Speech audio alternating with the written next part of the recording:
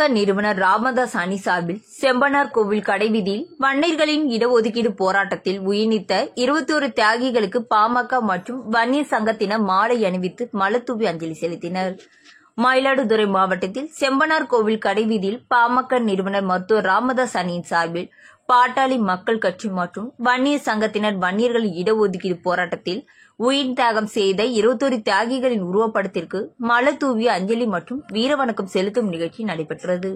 ஒன்றிய செயலாளர் A.K. செந்தில் தலைமையில் கடைவீதியில் அலங்கரித்து வைக்கப்பட்ட தியாகிகளின் உருவப்படத்திற்கு மாவட்ட ஒன்றிய நிர்வாகிகள், தொண்டர்கள் என பலர் மாலை அணிவித்து மலர் தூவி மரியாதை செலுத்தி வீரவணக்கம் செலுத்தினர்.